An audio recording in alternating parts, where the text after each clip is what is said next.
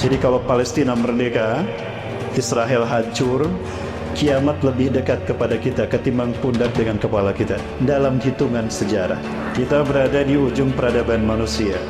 Kiamat dalam hitungan detik dalam sejarah.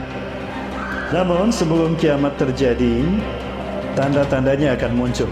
Tidak akan terjadi hari kiamat sehingga orang-orang Islam memerangi orang-orang Yahudi. Bayangkan, Rasulullah menegaskan Yahudi ini yang kejam, tidak semua Yahudi harus diperangi. Sekarang Palestina sudah hancur apa belum? Sudah hancur, jangan.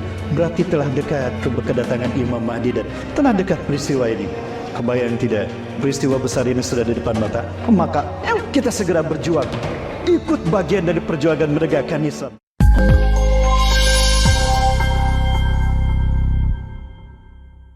Jadi Bapak Ibu rahmati Allah, Palestina itu ada dua bagian. Secara total terdiri dari 12 provinsi yang sejak 1948 diokupasi oleh Zionis Yahudi. Mereka mengambil pada awalnya 54% wilayah Palestina. Sejalan dengan perjalanan waktu, mereka terus melakukan okupasi hingga 11 provinsi mereka kuasai. Termasuk di dalamnya adalah Al-Quds, ya, kota suci, bumi para nabi dan rasul yang terdapat kiblat para nabi dan rasul. Kiblat kita yang pertama, Masjidil Aqsa. Masjid kedua yang dibangun di muka bumi setelah Masjidil Haram. Jaraknya 40 tahun. Satu provinsi yang belum mereka kuasai dan Allah sisakan untuk kebangkitan Islam di akhir zaman, dan itu adalah Gaza Strip, jalur Gaza. Sampai hari ini kita masih menyaksikan bagaimana genosida, cleaning etnis yang dilakukan oleh bangsa Zionis Yahudi Israel. Pembantaian yang sangat biadab di mana dunia bungkam seribu bahasa. Hanya beberapa negara yang berani melakukan perlawanan, dan sangat disayangkan negara-negara Arab tidak melakukan penyerangan secara langsung. Bantuan memang mereka berikan, namun tidak menghentikan genosida, kekejaman dan kebiadaban Yahudi kepada saudara kita di Palestina. Ya, bantuan kemanusiaan pangan itu tidak menghentikan kebiadaban Yahudi. Yang paling penting menyelamatkan nyawa kaum muslimin yang ada di sana, karena nyawa seorang muslim itu lebih mahal daripada dunia dan segala isinya. Boleh saya berdiri, Pak? Nampaknya saya terhalang oleh berbagai macam aksesoris ini di depan saya. Ini maksud saya. Karena saya hadir bersama tim di luar sana, ada beberapa merchandise dan juga ada oleh-oleh dari Palestina, minyak kasturi. Namun minyak kasturi ini kami kemas dengan kemasan Indonesia, minyak wangi yang kalau Bapak Ibu pegang batu Isra Mi'raj yang dinaiki Rasulullah ketika Mi'raj ke Sidratul Muntaha, batunya itu harumnya harum minyak kasturi. Minyak kasturi yang saya bawa. Itulah kenapa Rasulullah selalu menggunakan minyak kasturi setiap sholat 5 waktu, sholat Jumat, Idul Fitri, Idul Adha, dalam kajian seperti ini, mengingatkan Rasulullah pada momentum Isra Mi'raj dari Masjidil Aqsa naik ke Sidratul Muntaha. Sidrah artinya terminal, muntaha penghabisan. Jadi ada kemungkinan Sidratul Muntaha adalah ujung alam semesta. Nah, harumnya harum minyak kasturi, dan ternyata jin tidak suka dengan minyak kasturi. Jadi kalau ada yang kesurupan, suruh cium ini saja, kelompok-kelompok tuh jinnya. Saya sudah membuktikannya 3 orang. Saya buktikan ini. Dan jemaah rahmat Allah Subhanahu wa taala, pilot project kami adalah pembebasan Palestina. Kita ikut berkontribusi membebaskan bumi para nabi dan rasul, kiblat kita yang pertama. Karena jihad yang terbaik di akhir zaman adalah mengembalikan Al-Aqsa kepada umat Islam dunia, membebaskan Palestina dari genosida dan penjajahan Yahudi. Itu jihad yang paling agung. Bahkan kata Rasulullah SAW, sebaik-baiknya iman manusia di muka bumi adalah imannya orang-orang yang berjuang di bumi Palestina. Maka jika ingin mengukur kualitas iman kita, Ukur saja kepedulian kita kepada Palestina. Makin besar kepedulian kita kepada Palestina, sebesar itulah iman Islam kita. Makin acuh seseorang terhadap penderitaan Palestina dan nasib Palestina, sekelas itulah nilai iman Islamnya. Halo, Ade, oh iya Ade, kayaknya ada sip arisan di sana nih. Deh, Ustaz lagi ceramah dulu deh, nanti konsentrasinya agak terganggu deh. Mulutnya ditutup dulu sayang. Jemaah masih bersama saya? Sampai jam berapa nih jemaahnya? Udah jam 9? Sampai 1. Sampai jam 1. Saya tagih abang sampai jam 1 di sini ya. Yang lain pulang abang bertahan sampai jam 1 di sini. Jemaah dapat Allah Subhanahu wa taala. Dan apabila manusia sudah berbicara tentang Palestina di seluruh dunia, maka itu pertanda kita berada di episode yang terakhir. Ya. Kata Rasulullah SAW, ini kata Rasulullah, ketika perang melawan Bani Mustalik dimenangkan kaum muslimin, Rasulullah memimpin perang tadi. Kaum muslimin kelelahan. Ya, Rasulullah faham itu. Saudara-saudara kita, maksud saya para sahabat kelelahan. Rasulullah memanggil Ibnu Hawala al-Azdi, ya Ibnu Hawala ta'al, inshir hadal makan. In wajadta ghanaman atau jamalan khudhna. Ya. Hai Ibnu Hawalah, keliling ke tempat ini. Jika kamu mendapatkan ada kambing, ada unta, bawa sini unta dan kambing itu. Kita makan sama-sama, kita sate sama-sama. Berjam-jam keliling tidak menemukan ghanimah seekor pun. Dalam keadaan lelah Ibnu Hawalah tangan kosong pulang, mengatakan, ya Rasul, kami tidak mendapatkan seekor pun ghanimah.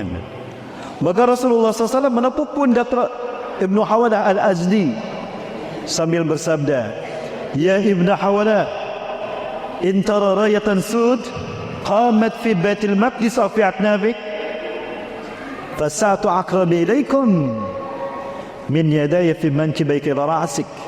Hai Ibnu Hawalah, jika engkau menyaksikan panji la ilaha illallah Muhammad Rasulullah, panji Rasulullah SAW berkibar di Masjidil Aqsa atau di pelatarannya, maka kiamat lebih dekat kepada kalian ketimbang pundakmu, tanganku di pundakmu dengan kepalamu.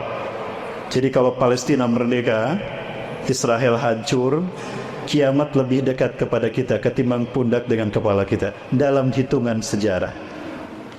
Jadi kalau Palestina merdeka, kiamat datang jamaah. Jadi mau pilih mana jemaah? Jemaah masih ada? Jemaah mana suaranya? Jadi mau pilih mana jemaah? Palestina merdeka, kiamat dekat datang, atau Palestina berdarah-darah, kiamat masih jauh? Puas si malakal buat kita. Halo. Kiamat merdeka, kiamat merdeka, Palestina merdeka, kiamat masih jauh. Maunya itu ya. Sayang sekali, kita berada di ujung peradaban manusia. Kiamat dalam hitungan detik dalam sejarah. Namun sebelum kiamat terjadi, tanda-tandanya akan muncul. Ya, karena Rasulullah SAW menegaskan hal itu, tidak akan terjadi hari kiamat sehingga kalian melihat 10 tanda besarnya. Nanti hadisnya kita bahas. Bapak Ibu yang dirahmati Allah, sebelum saya bahas materi kita, tadi disampaikan oleh Ustaz Randi Ilhamsah di pembukaan tentang pilot project kita Palestina, dan juga progres yang sudah kita lakukan sebagai bukti bahwa kami menyalurkan donasi dari jamaah seluruh Indonesia.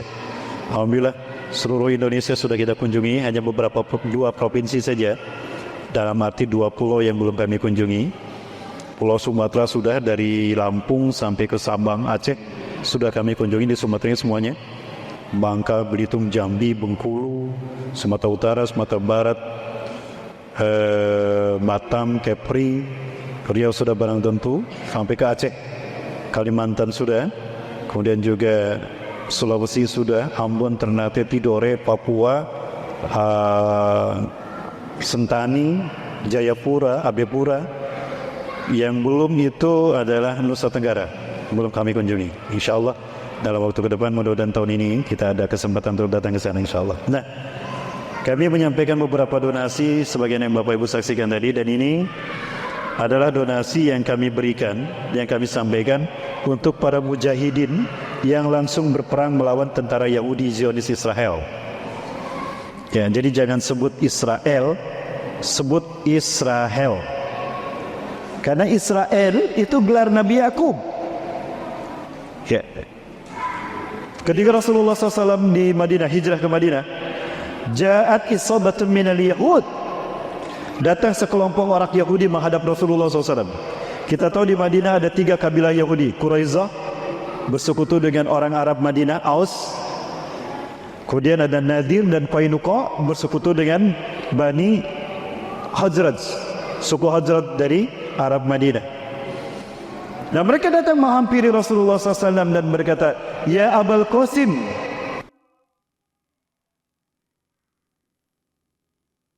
ajib su'alana, akhbirna an arba'ata khilalin." Beritahukan kepadaku tentang 4 perkara. La ya'lamuhunna illa nabiyyun. Tidak seorang pun tahu jawaban tentang 4 hal ini, pertanyaan ini, kecuali seorang nabi. Artinya mereka ingin melakukan fit and proper test, uji kelayakan. Benar nih Muhammad nih Nabi dan Rasul. Kalau bisa jawab berarti bisa, berarti dia Nabi dan Rasul. Namun sebelum pertanyaan mereka diajukan, Rasulullah berkata, "Unshidukum billah, aku ikat sumpah kalian kepada Allah.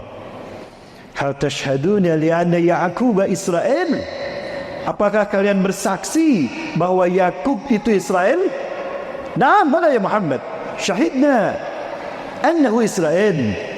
"Betul Muhammad, kami bersaksi Yakub alaihissalam adalah Israel." Allahumma fashhad, ya Allah saksikan. Kenapa Nabi Yakub diberi gelar Israel? Beliau tugas kenabian pertama adalah melakukan perjalanan jauh dari Kanaan, Palestina, ke Fadan Arab, perbatasan Suriah dengan Irak kalau tidak salah. Nah, perjalanan jauh. Kalau siang panas, maka perjalanan ditempuh di malam hari, namanya Isra. Perjalanan di malam hari. Eli karena Allah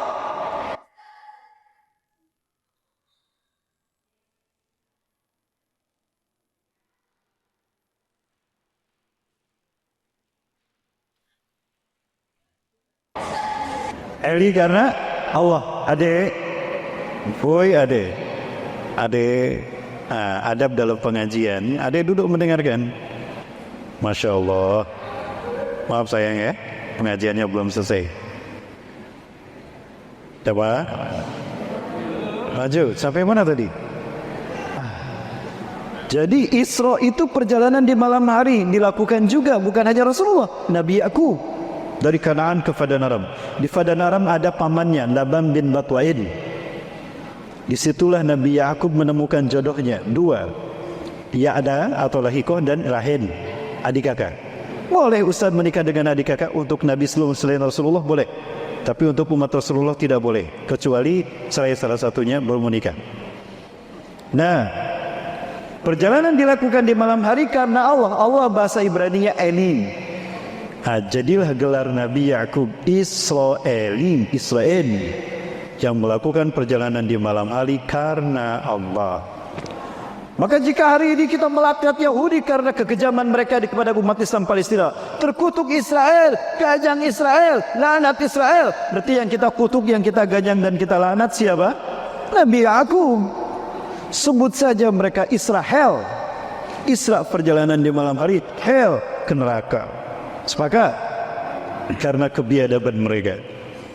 Bayangkan Rasulullah, seseorang yang paling santun dan penyayang, bahkan kepada musuh pun Rasulullah memaafkan, Rasulullah menyayangi.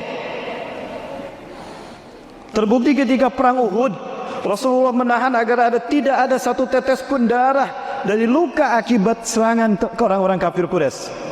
Beliau tidak berharap darahnya menetes ke tanah. Para sahabat menyaksikan Rasulullah mengusap semua darahnya dengan pakaiannya, dengan sorbannya, sehingga penuh dengan darah beliau. Ya Rasulullah, kenapa tidak Anda biarkan itu darah menetes ke bumi? Apa kata Rasulullah? Demi Allah, aku mendengar malaikat di sekeliling kita berkata, Allah berfirman, kata malaikat, andai ada setetes darah kekasihku menetes ke bumi, sa'uhlikuhum jami'an fala yabqa minhum walau bi'ahadin, fala yabqa minhum ahadun. Andai satu tetes darah kekasihku mengantes ke bumi, akan aku hancurkan mereka, tidak tersisa seorang pun. Aku tidak mau Allah mengazab mereka. Mereka belum tahu siapa aku. Innahum qaumun la ya'lamun. Mereka kaum yang tidak faham siapa aku. Ya. Maka aku berharap Allah tidak mengazabnya. Maka setiap darah dibiarkan ke tubuhnya, dipertahankan agar tidak menetes. Bayangkan, kepada musuh Rasulullah masih berkasih sayang. Tapi ketika berbicara tentang kekejaman Israel, Yahudi, tidak ada tendeng aling-aling. Kebiadaban mereka harus dibalas dengan dihancurkannya mereka. Betul? Maka Rasulullah SAW menegaskan, la taqumu sa'atu hatta yuqatilal muslimun al-yahuda. Tidak akan terjadi hari kiamat sehingga orang-orang Islam memerangi orang-orang Yahudi. Bayangkan, Rasulullah menegaskan, Yahudi ini yang kejam, tidak semua Yahudi harus diperangi. Hatta la yahtabi min sajar wa hajar. Walaupun mereka bersembunyi di balik batu dan pohon, takulu syajar wa hajar. Batu dan pohon berkata, ya Muslim, ya Mu'min, ya Abdullah Tan, hada wa Yahud uqtulu. Mu'min Muslim, sini, sini perangi di sini. Di sini ada Yahudi di belakangku, bunuh dia. Illa gorkad, kecuali pohon gorkad. Fa innaha syajaratul Yahud, karena dia adalah pohon Yahudi. Jamaah, Mas, bisa diikuti jamaah? Masih bersama saya? Ya, jangan ada yang muntabir ya. Tahu muntabir? Mundur tanpa berita. Satu-satu keluar. Jamaah, ini saya perlihatkan contoh pohon gorkod. Setiap kali kami keluar dari Al-Quds, orang Yahudi menyebutnya Yerusalem, saya selalu berpesan pada tour guide kami, ya, Bang, tolong keluar nanti, mampir dulu, berhenti dulu di pohon gorkod. Ini pohon gorkodnya Bapak ini.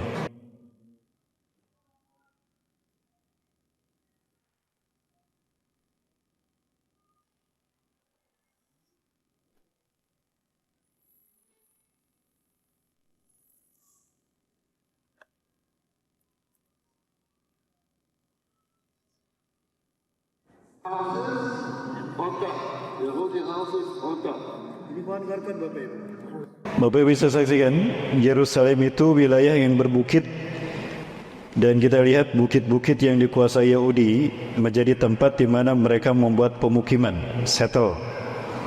Karena orang Yahudi, mereka rata-rata membuat rumah itu di puncak bukit.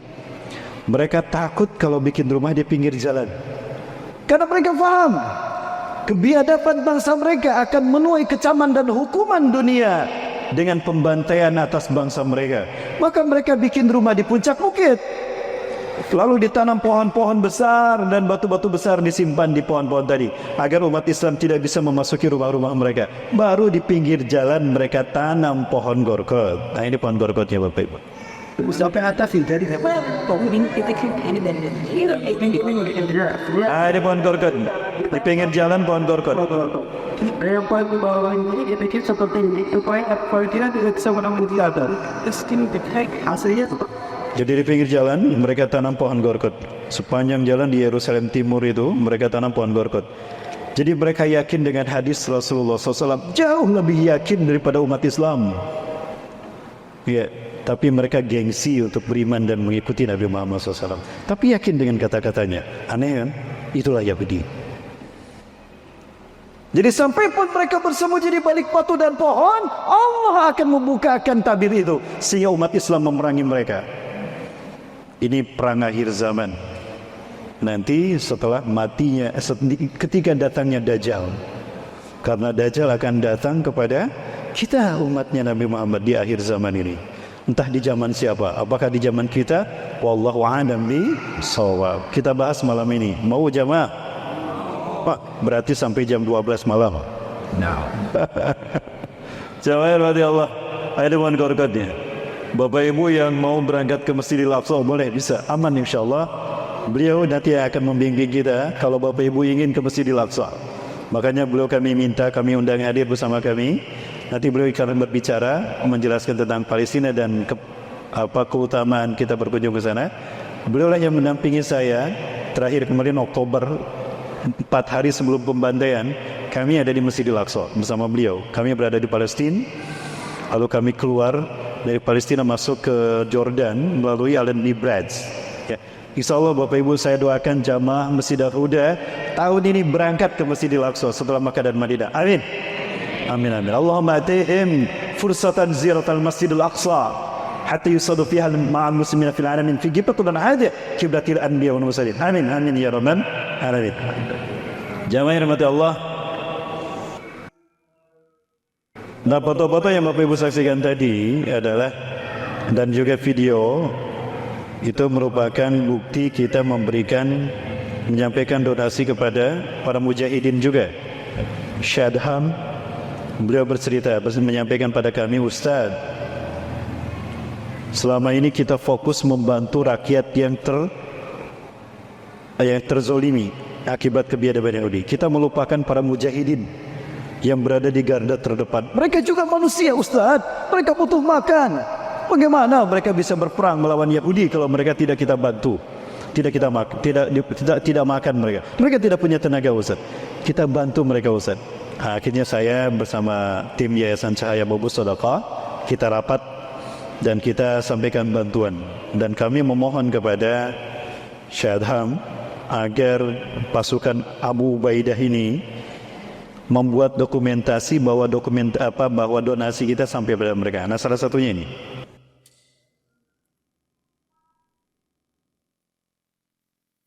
Ini adalah satu amplop yang dipegang oleh seorang mujahidin, Izzuddin Al-Qassam, berisi $5.000, berarti 75 juta satu amplop. Bayangkan ada berapa ratus yang berjihad, berarti berapa miliar yang harus kita sediakan Bapak Ibu. Dari seluruh Indonesia. Itulah makanya kami tidak berhenti sampai Palestina merdeka insyaallah. Mereka dengan hati-hati dan penuh rasa khawatir membuat tayangan ini, bukti donasi. Ini langsung dari medan perang mereka. Ini di terowongan yang tidak lama setelah film ini sampai pada kami dan kami sampaikan keliling Indonesia.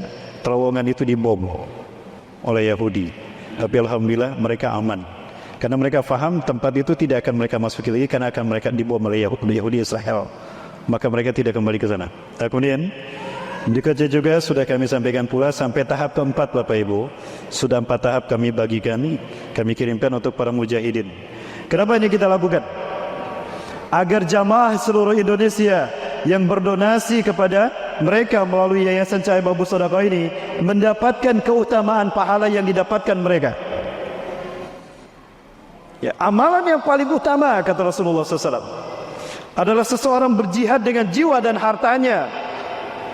Fala yarja' minhuma wala biqalil wala bisyai'. Tidak ada yang tersisa, tidak ada yang kembali. Jasadnya gugur di medan perang, hartanya habis di medan jihad. Itu amalan yang paling utama. Dapat dibayangkan jika ada mujahidin yang melakukan itu, apalagi di bulan Ramadan kemarin, dia makan dan dia saum dan dia berjihad dengan tenaga yang tenaganya dari sumbangan kita, dari donasi hadiah kita, bukan sumbangan, maksudnya hadiah dari kita. Maka ini pahala besar bagi kita, cara cerdas kita untuk bersedekah di akhir zaman. Syahidnya mereka, syahidnya juga pahalanya mengalir ke kita. Pahala jihad mereka, kita dapat pahala jihad. Karena itu kata Rasulullah SAW, man jahaja ghazian faqad ghaza.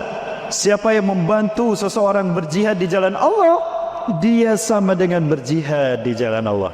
Kebayang kalau mereka syahid Bapak Ibu, pahalanya luar biasa. Ya, jawab. Mau pahala syahid? Nah, kalau mau saya ajak nih untuk mendapatkannya. Seperti apa pahala syahid? Dahsyat luar biasa. Setidaknya ada 6 keutamaan pahala syahid itu. Yang pertama, sebelum peluru menembus tubuh mujahidin tadi, sebelum peluru menembus beliau, para mujahidin, sebelum pedang menyambar lehernya, Allah cabut kesadarannya terlebih dahulu. Allah cabut kesadaran dan nyawanya. Fala ya'lamu syahid ila di alamil maut ila qadamtin namli. Tidaklah orang-orang yang berjuang di jalan Allah merasakan sakitnya kematian melainkan seperti digigit semut. Ada yang mati karena digigit semut?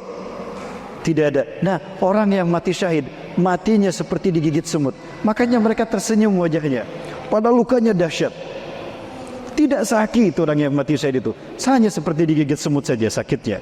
Tidak percaya, silakan buktikan. Kalau sudah terbukti, kasih tahu saya. Kirim pakai WA dari alam barzah. Ya, makanya seperti ini. Kemudian yang kedua, Allah perlihatkan tempatnya di surga, Firdaus. Subhanallah, ini saya perlihatkan Bapak Ibu, seseorang yang mati syahid di Suriah. Ini kisah nyata Jawa. Ya, seperti apakah kenikmatan orang yang mati syahid? Kita saksikan bersama. Oleh karena itu jangan kemana-mana, tetap bersama saya setelah yang satu ini.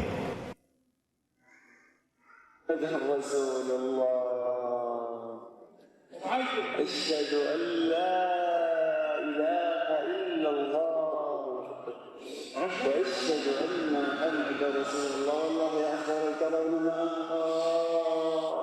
جنة عرضها السماوات والأرض فأما إن كان من المقربين فروح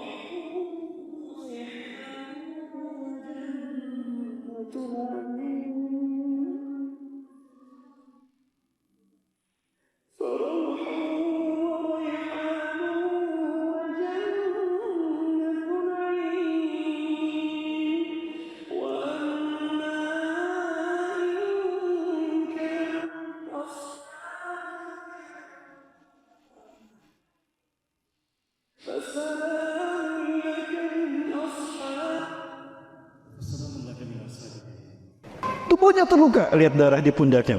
Kenapa cuma segini? Karena tubuh yang lain hancur. Hancur tubuhnya, tapi dia tidak merasakan sakit. Karena kesadarannya sudah Allah cabut. Dan tidak ada hijab antara dia dengan akhiratnya. Tidak ada hijab antara dia dengan surganya. Karena orang yang akan mati, wafat menghadap Allah, ketika sakaratul maut Allah buka semua hijabnya. Konon antara kita dengan akhirat kita, dengan surga dan neraka ada 70.000 hijab sekarang. Di saat itu Allah buka semua hijabnya. Allah tegaskan ini dalam Quran, surat Qaf, surat ke-50 ayat 22. Ya, sungguh indah ketika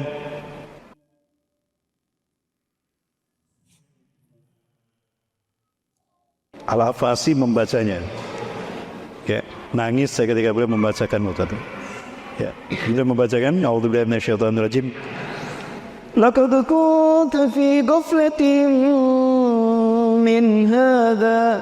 Laqad kunta fi ghaflatin min hadza fakashafna anka ghita'ak. Fakashafna anka ghita'ak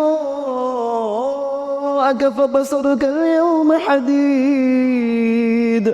Sungguh kalian manusia lupa kalian, lalai kalian kalau kalian akan mati menghadapi indahnya dunia, mempesonanya dunia, nikmatnya dunia, membuat kalian lupa kalau pada saat ajalmu tiba kalian akan mati menghadapku, kata Allah.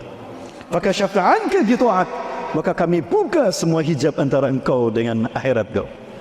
Fabasaruka al-yawma hadid, maka tatapanmu tajam hari ini. Perhatikan matanya, tatapannya. Tidak ada hijab antara dia dengan surganya. Subhanallah. Yang dia lihat siapa? Surga yang indah beserta isinya. Yang dia saksikan tidak lama setelah dia tidak berkata-kata lagi adalah ketika dia tidak bisa berkata-kata lagi, di saat itulah dia melihat bidadari dan malaikat menyambut arwahnya, menyambut ruhnya. Nah, kebayang bidadarinya kelihatan. Siapa? Mana ini sepi sekali. Mau tahu secantik apa bidadari? Bidadari surga, mau tahu? Saya perlihatkan sekarang. Benar nih jamaah. Ini bidadari yang dilihat ini. Saya perlihatkan pada jamaah ya, jamaah. Mudah-mudahan ini menjadi penyemangat jamaah siap untuk membantu berjihad-jihadnya perjuangan membela Palestina jamaah.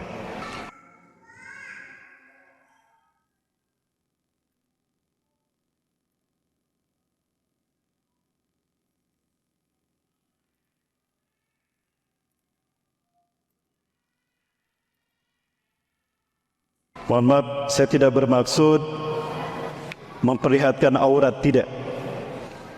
Tapi sekedar saja menguji iman Islam kita dan keyakinan kita. Jawab. Cantik tidak? Tak ada yang jawab.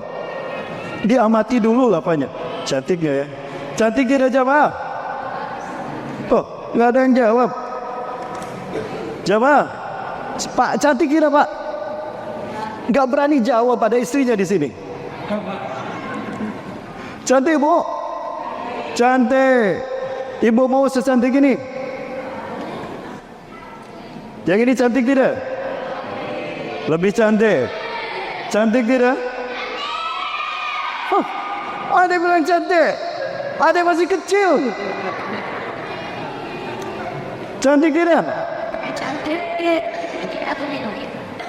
Lupakah kita secantik apapun wanita di dunia, Allah ciptakan dari tanah. Betul? Jangan lupa Bapak Ibu, kecantikan dunia, kecantikan wanita dunia membuat kita lupa segala-galanya. Itu Allah ciptakan dari tanah. Seberapa besar nilai tanah? Nah, sekarang saya keluar dari masjid ini, saya ambil tanah sekepal, saya perlihatkan pada Bapak Ibu, saya berikan, mau diterima tanah sekepal? Mau diterima tanah sekepal? Kenapa tidak diterima? Itulah nilai daripada makhluk yang Allah ciptakan dari tanah itu. Bayangkan bidadari surga, Allah ciptakan minad dhahab, al-lulu wal marjan, yakut, misik, intan, berlian, emas, permata, digabung menjadi bahan penciptaan bidadari surga. Allahu Akbar. Yang Allah ciptakan dari tanah saja, kecantikannya membuat kita lupa sama yang di rumah. Betul. Lupa Pak, kita lihat yang cantik di jalan. Saya lagi ceramah, lagi berjalan. Ustaz, jangan lupa nanti pengajian di masjid kami Ustaz. Siapa DKM? Ustaz jadi imam. Aduh, jadi imam saya. Siap-siap Haji. Maulid Nabi suratnya apa ya? Oh, Al-Qalam. Saya hafalkan Al-Qalam dari rumah. Mulai keluar rumah di jalan saya hafalkan. Nun wal qalami wa ma yasturun ma anta bi ni'mati rabbika bimajnun wa inna laka la ajran ghayra mamnun wa inna laka ya Allah. Cantik banget. Itu kulitnya putih, hidungnya mancung.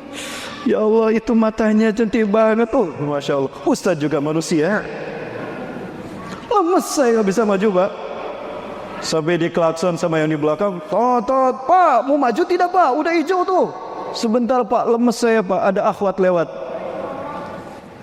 Bayangkan. Cantiknya makhluk yang Allah ciptakan dari tanah membuat kita lupa. Lalu bagaimana dengan bidadari surga ya Pak? Nah itu yang dilihat oleh saudara kita tadi. Ini yang Allah melihatkan kepadanya. أشهد أن لا إله إلا الله وأشهد أن محمدا رسول الله. الله أكبر كبرنا جل أنت السماوات والأرض.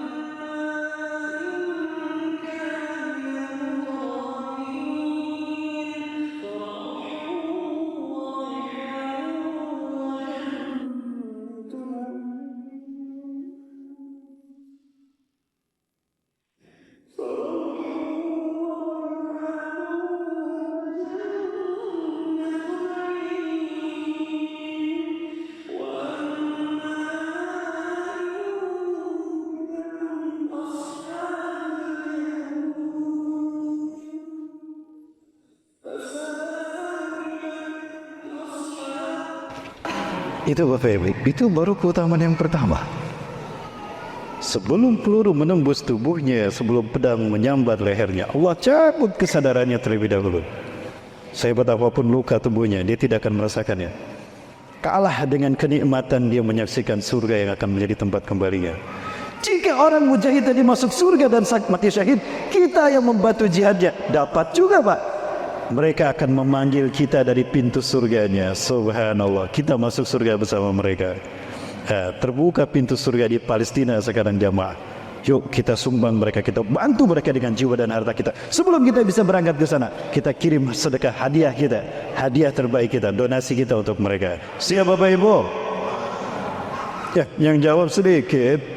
Rupanya yang berminat sedikit yang masuk surga nih ya. Siap jamaah? Ditagih siapnya nih. Jamaah yang kedua, Allah haramkan tanah menghancurkan tubuh orang yang mati syahid. Berapapun lama dia dikubur di dalam tanah, Allah haramkan tanah menghancurkan tubuhnya. Saya tidak bicara tanpa bukti jamaah. Nih saya perlihatkan pada jamaah. Buktinya saya perlihatkan semua.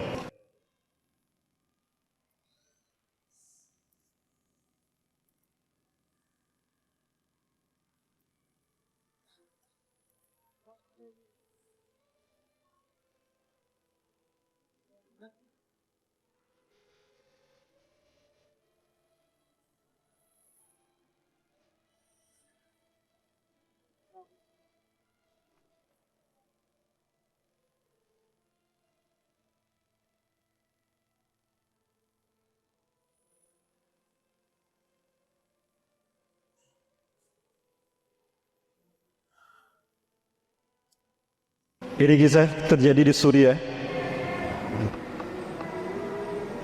setahun yang lalu kalau tidak salah. Kita tahu di Suriah juga sama terjadi genosida yang dilakukan oleh rejim penguasa Suriah.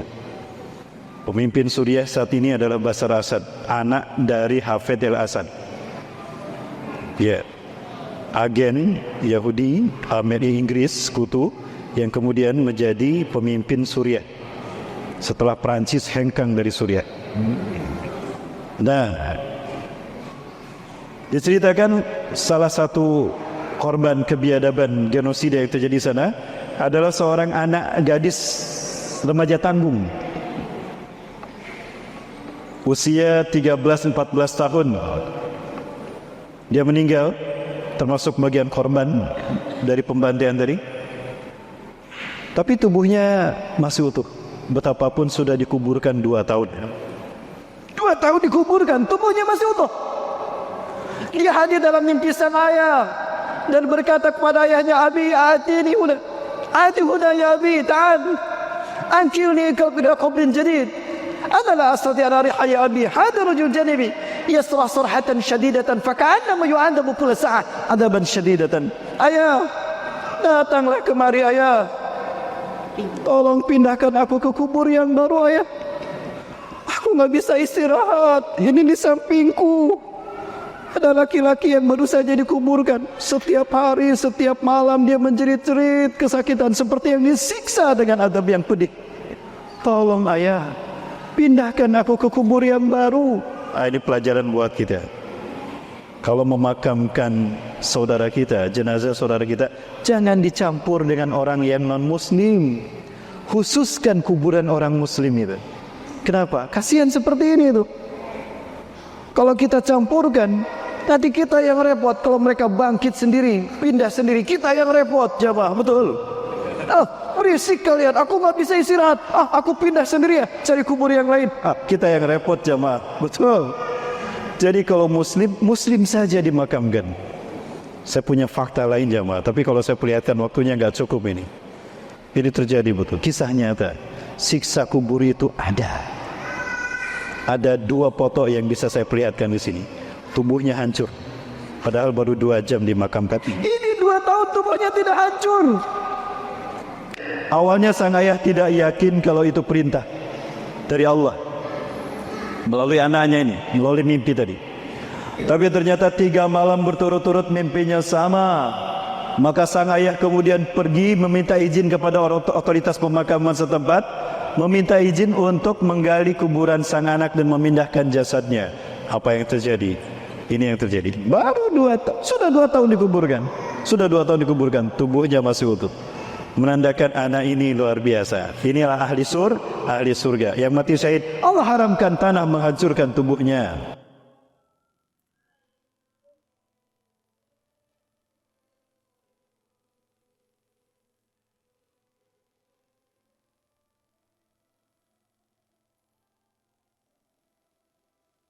Sang ayah sendiri yang turun untuk menggali kuburnya, untuk membuktikan kalau mimpinya benar.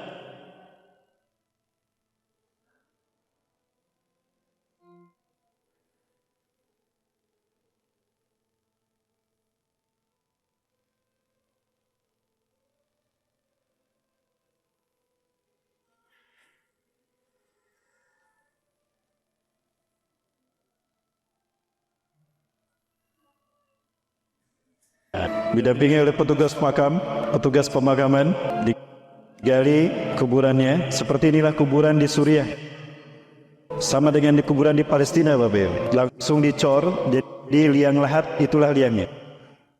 Kalau kita ada lubang, sudah ada lubang lahat, tapi mereka tidak. Lihat apa yang terjadi. Perhatikan, jasadnya masih utuh. Aku yakin jasadnya masih utuh, kain kafannya pun tidak hancur.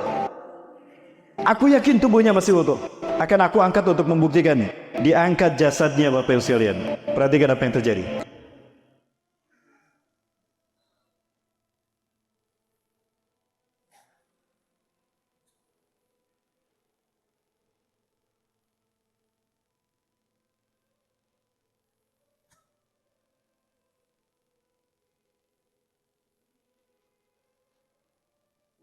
Wali surga, jasadnya mengecil, tapi kuburnya meluas. Biasanya begitu. Beberapa kali saya ikut menggali kuburan untuk memakamkan saudara-saudara kami di Jawa Tengah, di Bandung. Banyak hal aneh yang saya dapatkan ketika saya memakamkan. Pembelajaran, kalau saya pun akan mati dikuburkan seperti ini. Perhatikan Bapak Ibu.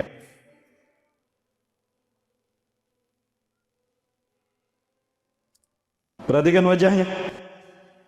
Ini bukti tubuhnya tidak hancur. Dan ini bukti benarnya lisan Rasulullah SAW dengan kata-katanya, Allah haramkan tanah menghancurkan tubuh orang yang mati syahid. Allahu Akbar. Seolah-olah sedang tidur, Bapak Ibu. 2 tahun dikuburkan. Sementara di Qatar, di negara Arab, ada pemuda usia 18 tahun, hancur agamanya, rusak agamanya. Dia melalaikan sholat, dia acuh dengan agamanya, perilakunya bejat. Meninggal usia 18 tahun, baru 3 jam dimakamkan. Repuk tubuhnya, lebam terbakar, hancur kain kafannya, otaknya pecah, darah mengalir di tubuhnya. Bukti siksa kubur itu ada, dan nikmat kubur itu ada. Fitnah kubur, ya, ni'matul qabri wa ni'matul qabri, nikmat dan nikmat. Jangan berarti Allah. Kira-kira apa yang dilihatnya? Surga apa neraka? Surga. Ustaz, kenapa tidak hancur tubuhnya? Karena rizki tidak terputus bagi orang yang mati syahid. Tidak. Itu kata Allah, bukan kata kita. Dan jangan bilang orang yang mati syahid itu mati. Mereka hidup di sisi Allah dan mendapatkan rizki. وَلَا تَحْسَبَنَّ الَّذِينَ قُتِلُوا فِي سَبِيلِ اللَّهِ أَمْوَاتًا بَلْ أَحْيَاءٌ عِندَ رَبِّهِمْ يُرْزَقُونَ. Sungguh jangan kau katakan orang yang mati di jalan Allah mati. Mereka hidup di sisi Allah mendapatkan rizki. Karena mereka masih hidup di sisi Allah dan rizki mengalir, maka jasad mereka tidak hancur karena rizki terus mengalir. Allahu Akbar. Bapak Ibu dengan harta Bapak Ibu berjihad, membantu jihadnya saudara-saudara kita di Palestina hari ini.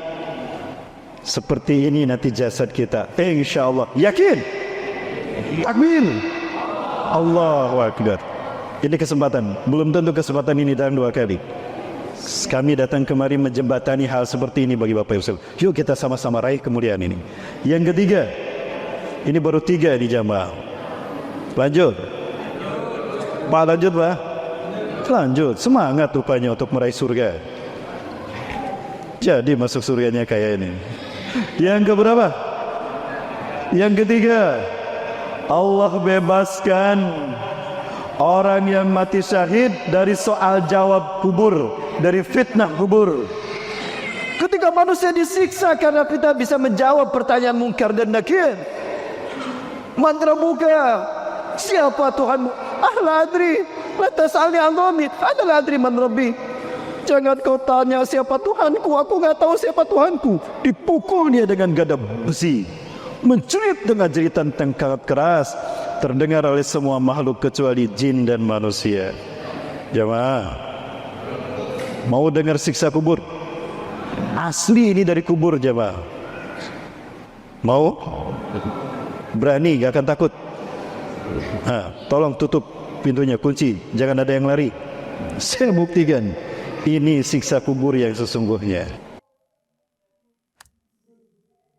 Saya sampaikan fakta-fakta ini untuk menjadi ibrah bagi kita dan mauizah, agar kita memanfaatkan peluang dengan baik untuk amal soleh. Kenapa demikian? Ahli kubur yang disiksa di kuburnya, mereka meminta kepada Allah dikembalikan ke dunia. Rabbi azjani ila dunya satajiduni minas salihin sa'atan. Ya Allah, kembalikan kami ke dunia sesaat saja. Niscaya engkau akan mendapati aku termasuk orang yang soleh. Dia tidak minta 1 jam, dia tidak minta 1 hari, sesaat. Karena ketika siksa kubur sudah terjadi, mereka faham arti nilai waktu sesaat ketika digunakan di jalan ketaatan kepada Allah, menyelamatkan mereka dari siksa kubur dan siksa neraka. Allahu Akbar. Pria ini bernama Tariq bercerita, beberapa waktu lalu ibunya berkunjung ke kuburan sang nenek. Dan ketika berada di area pekuburan, burung kakatua peliharaannya tiba-tiba saja bersikap aneh. This story begins with my mother, her bird, at the graveyard visiting her grandmother, making dua.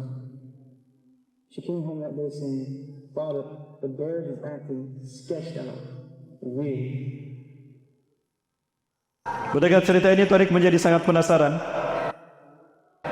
Lalu ia teringat akan hadis Nabi Muhammad SAW tentang hewan yang bisa mendengar siksa kubur. Ketika seorang kafir disiksa di kuburnya, dia membuat suara yang didengar oleh semua makhluk kecuali jin dan manusia. Tariq pun berinisiatif untuk membuktikannya. Tapi kali ini semua direkam dengan kamera. Here we go, we are going to the graveyard to visit our grandmother and make dua for her.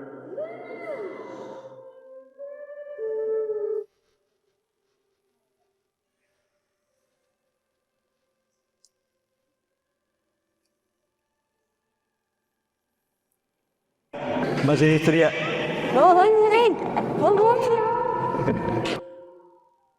Begitu mendekati kuburan, sikapnya berubah aneh, hilang keceriaannya. Ia menatap sekeliling dan sesekali melihat ke tanah. Lihat ekspresi wajahnya, Bapak Ibu.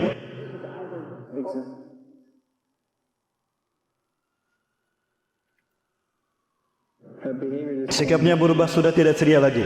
Not seeing so funny anymore.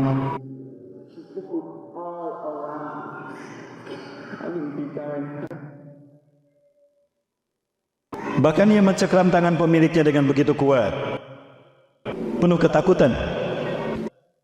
Lihat ekspresi wajahnya.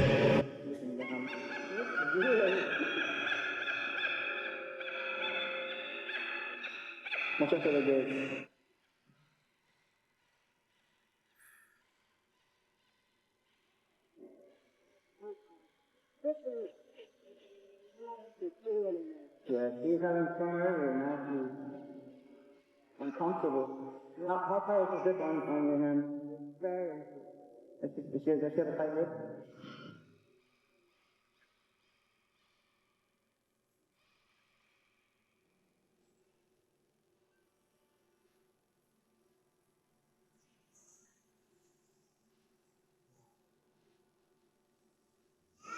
Seolah tidak ingin menyentuh tanah, ia mencari posisi yang lebih tinggi. Ingat, burung kakatua biasa meniru suara yang didengarnya.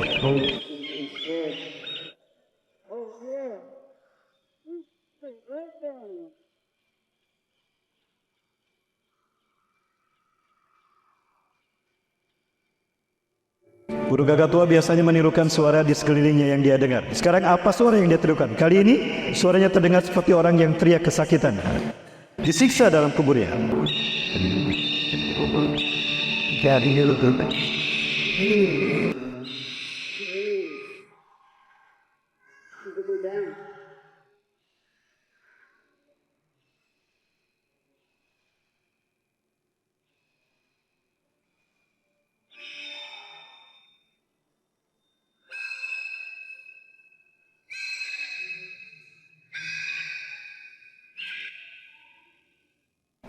Ini bukti kalau siksa kubur itu ada, fitnah kubur itu ada. Makanya Rasulullah menganjurkan kita dalam tasyahud kita solat, ta'awazu fit tasyahudi an arba'ati adabin. Allahumma inni a'udzubika min adzabil qabri wa min adzabi jahannam wa min fitnatil mahya wa mamati wa min syarri fitnatil masiihid dajjal. Ini bukti kalau fitnah kubur. Nah, orang yang mati syahid Allah bebaskan dari fitnah semacam ini. Di saat orang-orang tidak bisa menjawab pertanyaan munkar dan nakir, man rabbuka, siapa Tuhanmu, apa agamamu, apa kitab sucimu, orang yang mati syahid dilewat saja. Assalamun alaikum tibtum ya ahlal jannah ya ahlal kubri. Assalamun alaikum. Hanya lewat saja malaikat munkar dan nakir. Itu keutamaan yang ketiga bagi orang yang mati syahid. Apa kita tidak tertarik jemaah? Kesempatan Allah buka sekarang. Kirimkan donasi terbaik kita untuk mujahidin di Palestina. Mereka syahid, kita dapatkan pahala syahid mereka. Mereka masuk surga Firdaus, mereka akan memanggil nama kita. Bahkan di kubur nanti mereka akan sowan ke kuburan kita. Tidak percaya, Allah pasti membuktikan. Yakin. Takbir. Masih bersama saya jemaah? Wah, ada yang muntaber. Yang keberapa sekarang? Yang keempat, Allah berikan mahkota kemuliaan Tajul Waqar bagi ahli surga, bagi orang yang mati syahid. Tajul Waqar, mahkota kemuliaan yang diinginkan oleh para nabi dan para ahli ibadah. Yang kelima, Allah berikan nama 70 nama. Silakan sebutkan nama-nama 70 orang untuk masuk surga tanpa hisab bersamanya. Subhanallah. Pasti nama kita dipanggil karena mereka syahid dengan bantuan kita. Karena kata Rasulullah, man jahaza ghaziyan faqad ghaza. Siapa yang membantu kebutuhan orang yang berjihad sama dengan berjihad. Membantu keluarga yang ditinggalkan oleh mujahidin berjihad di jalan Allah, kita cukupi kebutuhan hidup keluarga yang ditinggalkan, sama dengan berjihad di jalan Allah. Ini indahnya berjuang di jalan Allah. 70 orang masuk surga tanpa hisab bersamanya. Yang berapa sekarang? Yang keenam, Allah tikahkan dengan 73 bidadari. Oh, luar biasa. Yang cantiknya lebih cantik dari bidadari yang tadi. Masya Allah. Kita melihatnya aja lupa sama yang di rumah. Betul?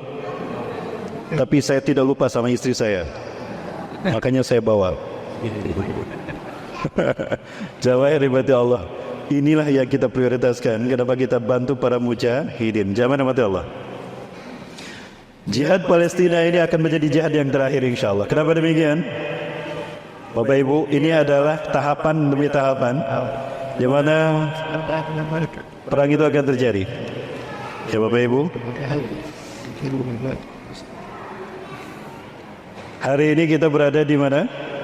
Ini Nabi Adam diturunkan ke dunia.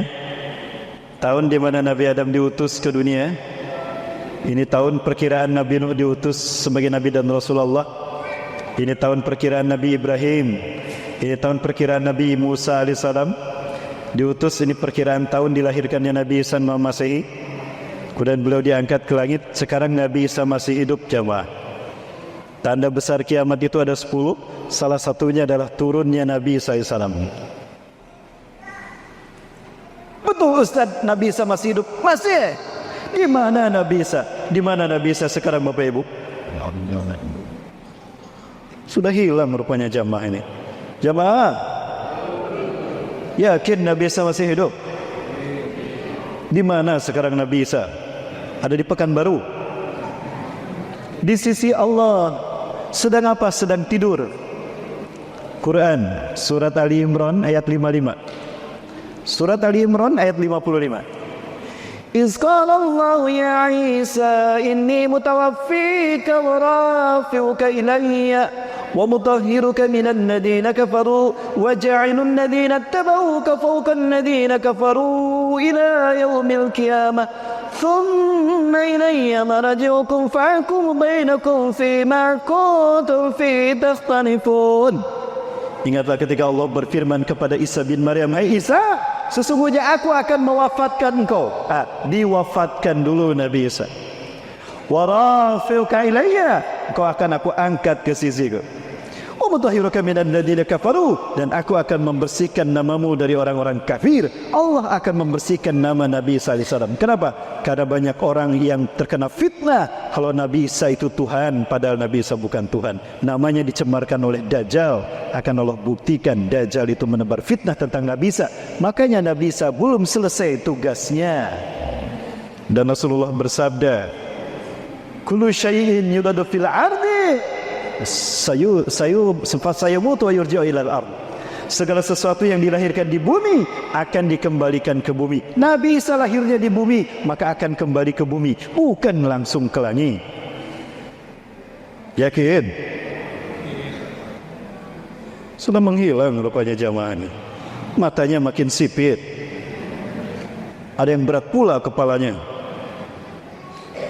Jamaah, jamaah, oi jamaah. Lanjut. Nabi Isa diwafatkan Allah, diangkat ke sisinya dan akan dibersihkan namanya. Ustaz, betul berarti Nabi Isa sudah wafat? Iya, itu kata Allah. Kalau begitu sudah mati? Belum. Wafat itu mustarakah, bisa berarti mati, bisa berarti tidur. Wafat itu mustarakah, satu kata banyak arti, bisa berarti tidur. Quran surat ke-6, surat Al-An'am ayat ke-60. Wa huwa alladhi yatawaffakum bil-lail wa ya'lamu ma jaratum bin-nahar. Dialah Allah yang telah mewafatkan kamu di waktu malam, dan Allah mengetahui apa yang kau lakukan di waktu siang. Apa arti wafat dalam ayat itu? Tidur. An-nawmu maut wa la yamutu ahlul jannah. Tidur dan mati itu sama saja, saudara, adik kakak. Dan ahli surga tidak akan pernah tidur, tidak akan pernah mati, apalagi tidur, apalagi mati, tidur pun tidak. Nabi Isa ditidurkan Allah di sisinya. Berarti sekarang Nabi Isa di mana? Di sisi Allah, bukan di langit ketujuh. Di sisi Allah, sedang tidur. Ustaz, sekarang di Pekanbaru tahun 2024 Masehi, berarti Nabi Isa tidurnya sudah ribuan tahun. Betul, itu hitungan Pekanbaru. Hitungan Allah beda. Satu hari di sisi Allah beda dengan di bumi. Betul? Kana miqdaru yaumi ka'alfa sanatin mimma ta'uddun. Adalah satu hari di sisi Allah 1000 tahun yang kalian hitung di muka bumi. Sekarang di Pekanbaru 2024 Masehi, di sisi Allah baru 2 hari. Nabi Isa baru 2 hari tidur di sisi Allah. Tidak berubah Nabi Isa. Artinya Nabi Isa akan turun dalam kondisi seperti beliau dulu diangkat, karena baru 2 hari. Perkiraan usia 33 sampai 35 tahun. Beliau akan turun. Di mana turunnya? Nah, di sini nih. Di Masjid Al-Huda. Nabi Isa turun di sini. Di Aleppo, perbatasan dengan Turki. Artinya pertarungan akhir zaman akan terjadi di sini. Aleppo, Suriah. Kenapa saya katakan di Aleppo? Karena Rasulullah bersabda menjelaskan turunnya Nabi Isa. Saat itu umat Islam sedang sholat subuh. Wa qad uqimatis shalah, dan sungguh sholat sudah dikumandangkan, sudah dikomatkan. Allahu akbar, Allahu akbar. Asyhadu an la ilaha illallah. Sholat sudah dikumandangkan. Wa imamukum minkum, dan imamnya dari kalangan kalian, Imam Mahdi Muhammad bin Abdullah, cucu cicit Rasulullah SAW. Cucu Rasulullah, namanya Muhammad bin Abdullah. Wa waisofu sofufakum, dan dia meluruskan saf salat kalian. Luruskan, rapatkan. Sudah lurus, sudah rapat, beliau masih menghadap ke jamaah. Para makmumnya kesel. Kok imam kita tidak takbir, masih melihat ke kita? Kita sudah rapi, kita sudah lurus semuanya. yang belakang juga sama. Kok imam belum takbir? Imam masih menghadap ke makmum sambil tersenyum. Kenapa? Jibril turun ngasih tahu sama imamnya, jangan dulu takbir. Nabi Isa mau ikut sholat. Nabi Isa mau ikut sholat. Di mana? Di masjid ini, Masjid Umawi. Nah, di Aleppo. Kenapa dikatakan di masjid ini di Aleppo?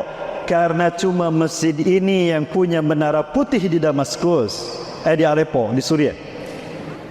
Karena Nabi Isa akan turun indal manaratil baida, di sisi menara putih. Pak, Masjid Al-Huda menaranya putih, Pak ya? Kayaknya di Al-Huda juga turunnya. Biar turunnya di Al-Huda bikin menara putih sama dengan menara ini. Tapi Rasulullah menyebutnya di Maska, di Damaskus, di atas Damaskus, kemungkinan di Aleppo. Ini masjidnya, dan masjid ini punya menara putih. Maka fanazal Isa bin Maryam ala janahain malakain, maka Nabi Isa alaihissalam turun di sisi menara putih, adalah maratil baida. Di sisi menara putih memegang sayap dua malaikat turun. Jadi tidak pakai citylink, tidak pakai pelita air, tidak pakai Garuda, pegang sayap malaikat. Begitu turun Nabi Isa alaihissalam di sini, Imam Mahdi mengatakan, marhaban ya Nabi Allah, marhaban ya Rasulullah Isa bin Maryam, ta'al salli lana. Kebayang tidak Bapak Ibu? Jika itu terjadi dalam waktu dekat dan kita masih hidup, Allahu Akbar, kita akan bertemu dengan Nabi Isa alaihissalam. Allahu Akbar. Karena ini adalah tahun kebangkitan Islam, jamaah.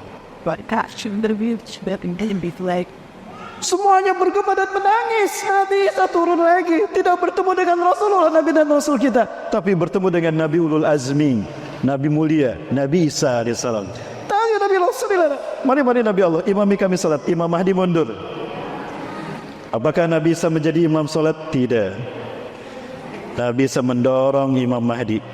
Taqaddam, hadhihi wa kimat salat.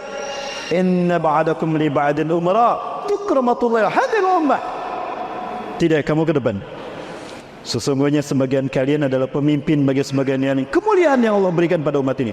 Allahu Akbar. Imam Mahdi menjadi imam solat, Nabi Isa solat di belakangnya. Allahu Akbar. Ini menunjukkan kalau Rasulullah lebih mulia daripada Nabi dan Rasul yang lain, bukan Imam Mahdi. Kenapa? Karena siapapun Nabi yang hidup di zaman Rasulullah atau di zaman umatnya wajib mengikuti sunnahnya, siapapun yang memimpinnya. Allahu Akbar. Jamaah, maka dilaksanakanlah sholat subuh berjamaah. Imamnya Imam Mahdi, Nabi Isa di belakang imamnya, di belakang Imam Mahdi. Selesai sholat subuh, Nabi Isa mengatakan, iftahil bab, buka pintu masjid ini. Ketika pintu masjid ini, Rasulullah bersabda, sayati alaikum dajjal wa yattabi'una sab'una alaf al-yahud min wadi Isfahan ala jabhatil farash. Dajjal akan datang kepada kalian, akan diikuti oleh 70.000 pasukannya dari lembah Isfahan. Isfahan itu di Iran. Diikuti oleh 70.000 pasukannya, orang Yahudi dari lembah Isfahan Iran, menggunakan jubah Persia. Jamaah yang dirahmati Allah, disinilah pertemuan Nabi Isa dengan Imam Mahdi, pertemuan Nabi Isa Imam Mahdi dengan Dajjal, dan bertemunya 3 pasukan terbaik, pasukan Allah yang akan membuat Islam doir dengan pasukan Dajjal. Terjadilah perang. Terbayang tidak Bapak Ibu? Itu akan terjadi ketika Palestina hancur sehancur-hancurnya. Itu kata Rasulullah SAW. Sekarang Palestina sudah hancur apa belum? Sudah hancur, jangan. Berarti telah dekat kedatangan Imam Mahdi dan telah dekat peristiwa ini. Kebayang tidak? Peristiwa besar ini sudah di depan mata. Maka kita segera berjuang, ikut bagian dari perjuangan menegakkan Islam. Terbayang tidak? Jika ada harta kita, ikut berjuang menjadi bagian dari tegaknya Islam di akhir zaman. Oh, luar biasa pahalanya, lebih dahsyat dari pahala para sahabat. Betul? Jamaah, mana semangatnya nih? Jamaah, oi jamaah, masih ada? Lanjut. Oh, iya lupa saya sampai jam 1 tadi ya. Enggak sampai jam 1. Saya sebentar lagi Bapak Ibu, saya 5 menit lagi. Hajamani mata Allah.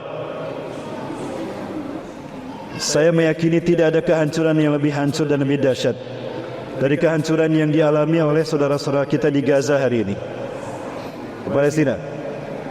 Demi Allah, tidak ada pembantaian yang lebih biadab di muka bumi sejak Allah menciptakan peradaban manusia. Lebih biadab dari kebiadaban Yahudi, lebih sadis dari kebiadaban Yahudi hari ini di tanah Gaza, Palestina.